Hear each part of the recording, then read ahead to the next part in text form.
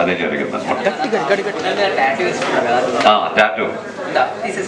Tattoo నేను సత్యాంత వరకు ఉంటుంది. ఎందుకు చూపించింది సార్ 1 minute. అంటే చాలా మంది ఫ్యాన్స్ హీరోస్ కోసం టాటూలు వేసుకుంటారు. అంటే నేను మంచి ఉన్నో చెడ్డ ఉన్నో ఫూల్నో ఈడియట్నో తెలియదు, కానీ ఒక ఫ్యాన్స్ కోసం ఫస్ట్ టైం హార్ట్ మీద టాటూ వేసుకున్న సెలబ్రిటీ నేనే ప్రపంచంలో.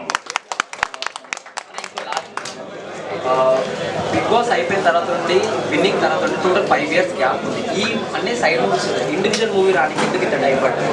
మధ్యలో కరోనా వచ్చింది, తర్వాత సినిమా ఏది తీసుకోవాలో సెలక్షన్లో 1 సంవత్సరం పోయింది.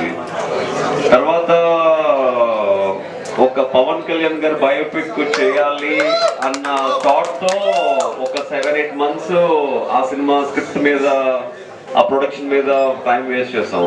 సో కాకపోతే అది ఎలక్షన్స్ ముందు చేయాల్సిన సినిమా, సో అది కూడా కొంచెం డిలేడ్ అయ్యి ప్రాజెక్ట్ క్యాన్సిల్ అయింది. ఇలాగా అంటే ఒక యాక్టర్కి ఒడిదుడుకులు అనేవి చాలా కామన్. అంటే తను అనుకున్నవి అనుకున్నట్టు రిలీజ్ అవ్వవు. యాక్చువల్గా ఒక సినిమా రిలీజ్ చేయాలంటే ప్రొడ్యూసర్కి ఎన్నో గట్స్ ఉండాలి, ప్రొడ్యూసర్కి ఆ హీరో మీద నమ్మకం ఉండాలి, డైరెక్టర్ మీద నమ్మకం ఉండాలి. సినిమా బయటకు వచ్చిన తర్వాత బిజినెస్ అవ్వాలి, బిజినెస్ అయిన తర్వాత జనాల్ని థియేటర్కి రప్పించాలి, ఇలా చాలా ఉంటాయి.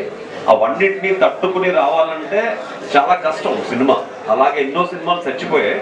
బట్ మేము అలాంటి ఎన్నో చచ్చిపోయిన సినిమాల్లో అయినా కూడా మేము మా సినిమాని బతికించుకుంటూ ఫైనల్ గా రిలీజ్ చేస్తున్నాం అంటే మా ప్రొడ్యూసర్ గారికి, డైరెక్టర్ గారికి, ఆ గర్ల్స్ కి మెచ్చుకోవాలన్నమాట. ఎందుకంటే అంటే ఎలాంటి చిన్న సినిమా అయినా బయటికి రావడానికి ప్రతి ప్రొడ్యూసర్ ఫిల్మ్ ప్రొడ్యూస్ చేస్తారు. సో మా సినిమాలో దమ్ము ఉంది, మా సినిమాలో ఆ కాస్టింగ్ ఉంది. అమణి గారు కానీ, పృథ్వీరాజ్ గారు, పెద్ద పెద్ద వాళ్ళంతా యాక్ట్ చేస్తారు. డెఫినెట్ గా స్టోరీలో దమ్ము ఉంది, ఆ ప్రొడక్షన్ లో, డైరెక్షన్ లో ప్రతి ఒక్కరికి నమ్మకం ఉంది. కాబట్టి సినిమా ఇలా సక్సెస్ఫుల్ గా బయటకు వస్తుంది ఈరోజు.